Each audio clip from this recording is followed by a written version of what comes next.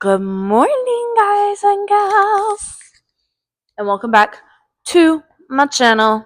Say hello. Howie says good morning. I always look a mess in my videos, and honestly, okay with it. I want to talk summer reading. This is my first summer not really ever having made any plans, so I have to find something to do, obviously. And your girl likes to read. Um, I also have a really big problem with just buying books. As of right now, I have 7 books in my to be read pile, and we're gonna go through what I have. So, as of right now, I am currently reading Dracula. I have about, let's see, there's 420 pages, so I'm a little over halfway. Little over halfway. Let me just tell you something. This is a classic, duh. Why am I reading Dracula? Well, I love a good gothic horror book right now. I'm really in that element. I just finished 2 Clive Barker books in the last 2 months, and I loved them. So I wanted to read this again. My biggest struggle with this book is that Dracula is a series of journals and letters, which fabulous, fabulous writing. I love it. But as it should be, everyone who writes in their journal entries writes differently. So I be a little slow on that. I am a little bit slower on that spectrum. I'm not a fantastic reader, but I love to do it. So currently on Dracula. I did a Instagram and Facebook poll of which one should I read next? I've got 7 books I'm looking at right here, and I just don't know where to start because for my 2026 reading challenge, I'm doing 22 books because I did 20 for 2025. And since I'm not a very quick reader, now I'm getting faster, but since I'm not a very quick reader, I didn't want to go too far past the 20. I didn't want to do 25 because I didn't know if I could reach that. I might actually. So I did 22. So I read 3 smut books, and then I read 2 horror books and 1 thriller. So I usually go back and forth. I usually go 1 romance, 1 thriller, 1 romance, 1 thriller. I got in a zone because my romance books are within a series, and so I read 3, 4, and 5 because I felt like if I didn't keep going, I was going to lose it. But then I got a little tired of it because sometimes it's a little too much. Sometimes it's a little graphic, a little much for me, if you ask. A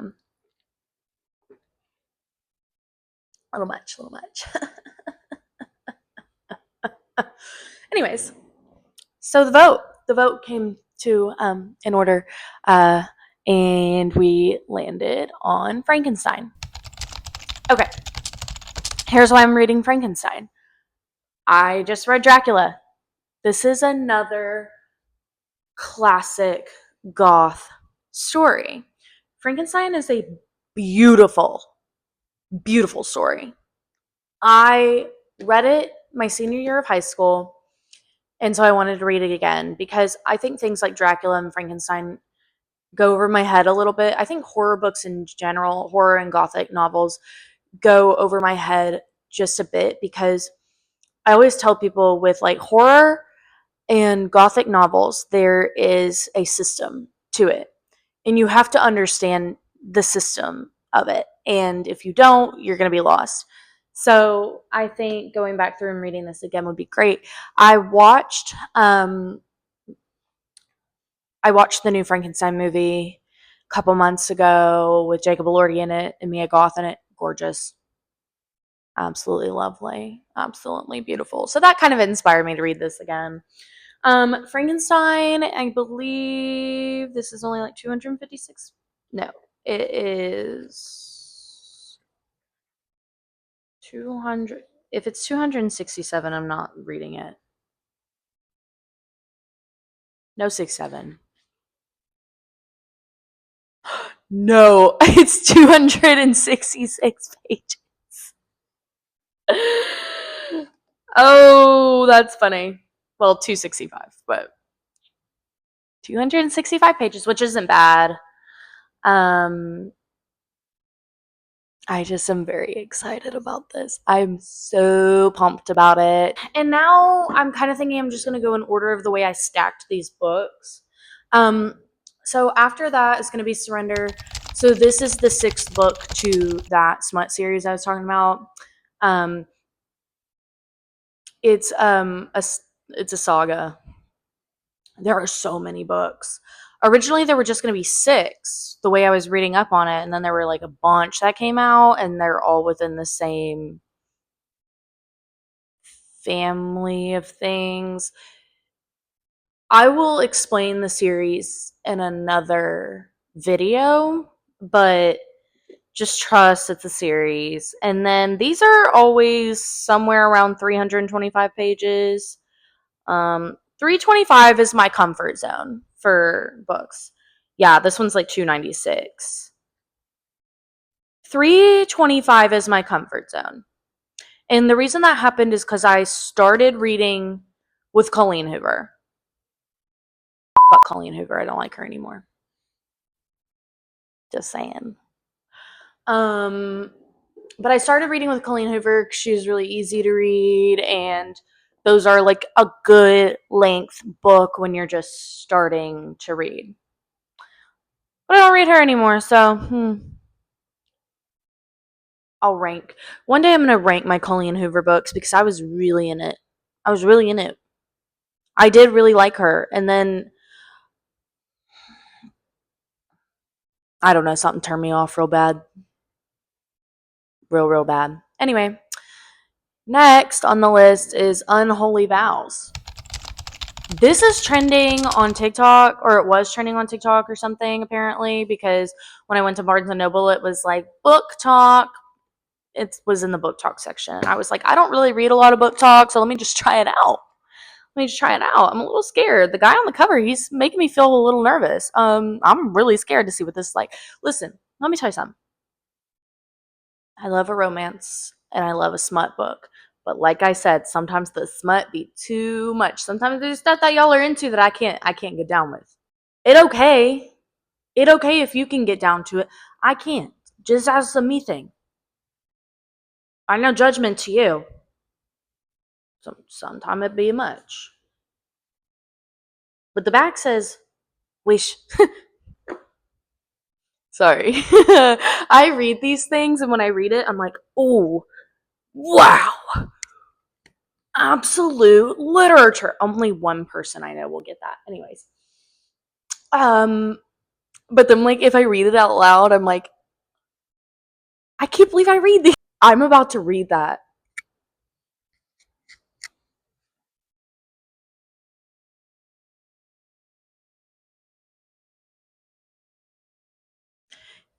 The best part is I read the back of this in Barnes & Noble and said, yeah, that sounds about right.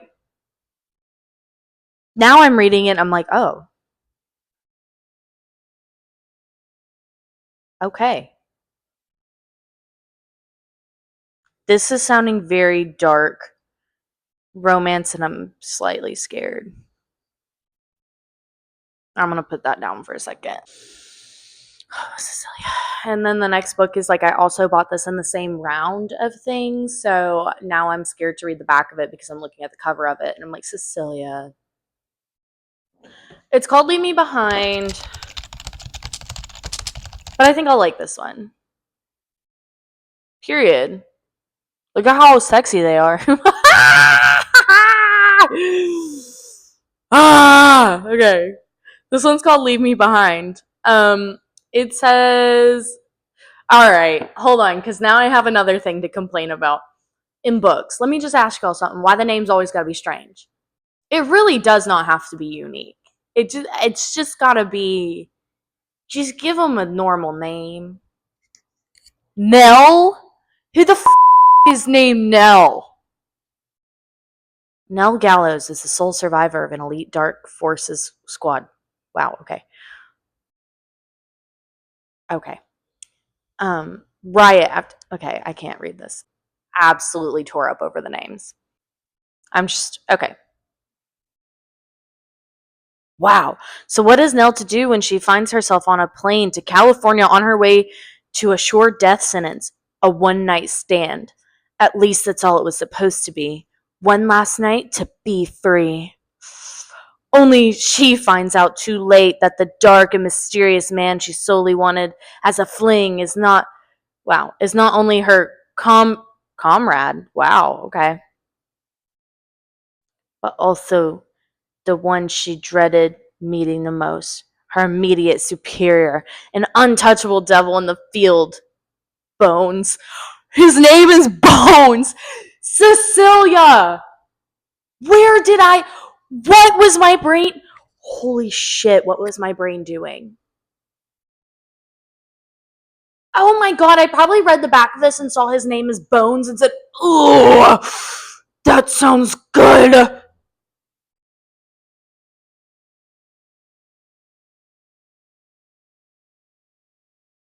Oh my god. Who was I for? I do know who I was 4 months ago.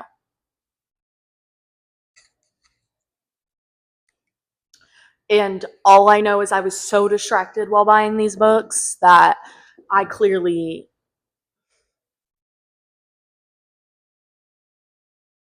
I'm gonna laugh when I read these. No, I'm not. I'm gonna actually like be so into them. Watch, I'm gonna be so into these books. But like, it's always the name is throwing. The names are throwing me off. I'm throwed. I'm throwed off.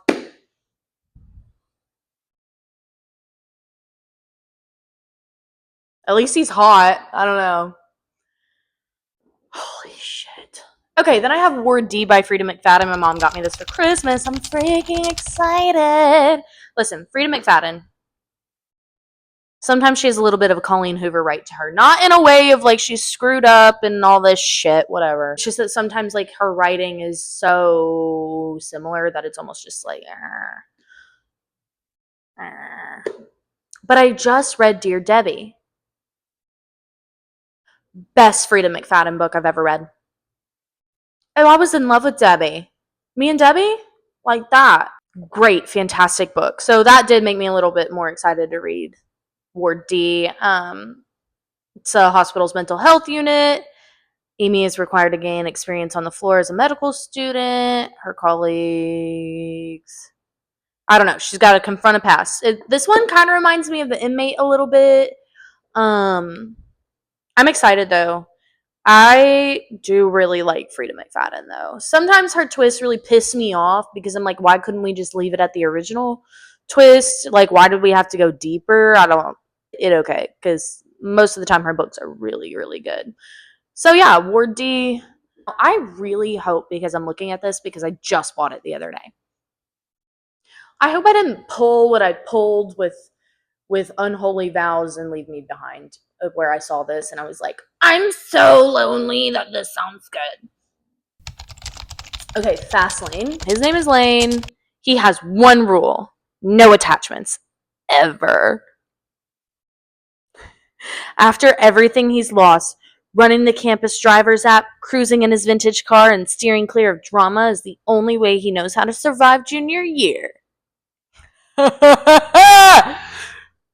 So how the hell did he end up with Lois Hogan, crashing on his couch?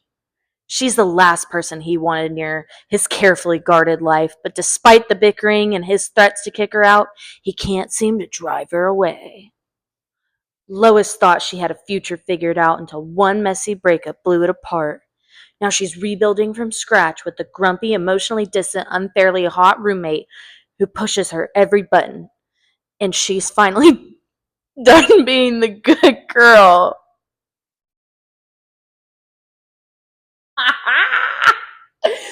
I'm like, I think it's the reading it out loud that makes me think, why did I pick this? Because reading it in the store, I'm like, yeah, wow, absolute literature. And I'm not saying any of these books are bad or cringe in any way, shape, or form, but reading them out loud is cringe. Last is Mary. I've heard so many good things about this book, and I'm so friggin' pumped.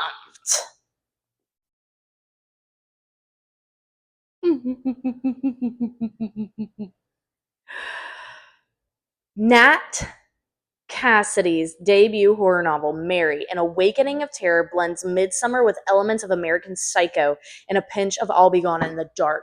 I am so excited.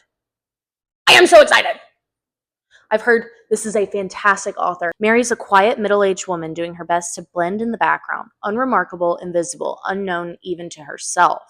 But lately, things have been changing inside Mary. Along with hot flashes and body aches, she can't look in the mirror without passing out, and the voices in her head have been urging her to do unspeakable things. Fired from her job in New York, she moves back to her hometown, hoping to reconnect with her past and inner self. Instead, visions of terrifying, mutilated specters to I can't read, by the way, overwhelm her with increasing regularity, and she begins auto writing strange thoughts and phrases. Mary discovers these experiences are echoes of an infamous serial killer. Then the killings begin again. Mary's definitely going Waking Pumped. And this looks like a long book too.